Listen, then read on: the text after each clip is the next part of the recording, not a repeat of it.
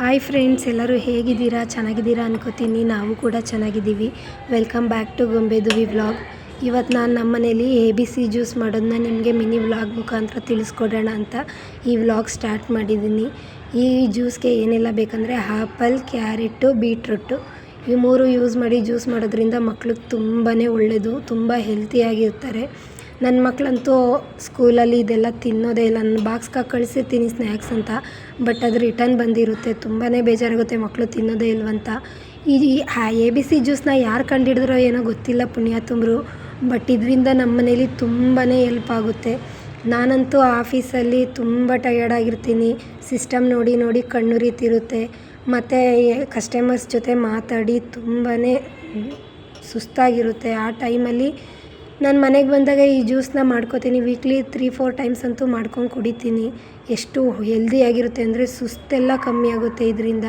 ಮತ್ತು ಕಣ್ಣಿಗೂ ಕೂಡ ತುಂಬಾ ಒಳ್ಳೆಯದು. ನಾವು ಸಿಸ್ಟಮ್ ನೋಡಿರ್ತೀವಲ್ವ, ಸೊ ಕಣ್ಣಿಗೂ ತುಂಬ ಒಳ್ಳೆಯದು.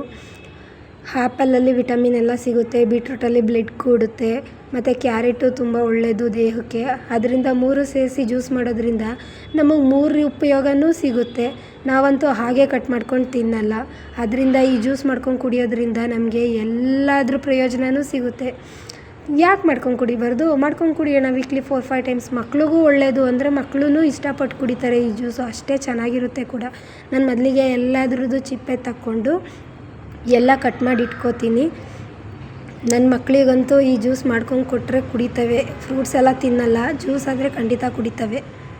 ಈ ಜ್ಯೂಸ್ ಕುಡಿಯೋದ್ರಿಂದ ಮಕ್ಕಳಿಗೆ ಬ್ಲಡ್ ಕೂಡುತ್ತೆ, ಮತ್ತು ಅವ್ರಿಗೂ ಸುಸ್ತು ಕಮ್ಮಿ ಆಗುತ್ತೆ. ಸ್ಕೂಲ್ಗೆ ಹೋಗಿ ಬರ್ತಾರಲ್ಲ ಮಕ್ಕಳು ಕೂಡ ಸುಸ್ತು ಅಂತಿರ್ತವೆ. ಸೊ ಆ ಸುಸ್ತು ಕೂಡ ಕಮ್ಮಿ ಆಗುತ್ತೆ. ಮತ್ತು ಹೇರ್ ಕೂಡ ತುಂಬ ಗ್ರೋತ್ ಆಗುತ್ತೆ. ಎಲ್ಲ ಬೆನಿಫಿಟ್ಸು ಇದೆ ಈ ಮೂರು ಐಟಮ್ ಹಾಕಿ ನಾವು ಜ್ಯೂಸ್ ಮಾಡೋದ್ರಿಂದ. ಕೆಲವೊಬ್ಬರಿಗೆ ಪೀರಿಯಡ್ಸ್ ಆದಾಗ ಸ್ಟಮಕ್ ಪೇನ್ ಇರುತ್ತೆ, ಅದಕ್ಕೂ ಕೂಡ ತುಂಬ ಒಳ್ಳೆಯದು. ಸ್ಟಮಕ್ ಪೇನ್ ಸ್ವಲ್ಪ ಕಮ್ಮಿ ಆಗುತ್ತೆ. ನಾನಂತೂ ದಪ್ಪನೇ ಕಟ್ ಮಾಡಿ ಹಾಕೋದು ಇದನ್ನು, ಯಾಕಂದರೆ ಮಿಕ್ಸಿಲಿ ಹಾಕಿ ರುಬ್ತೀನಲ್ಲ, ಅದಕ್ಕೋಸ್ಕರ.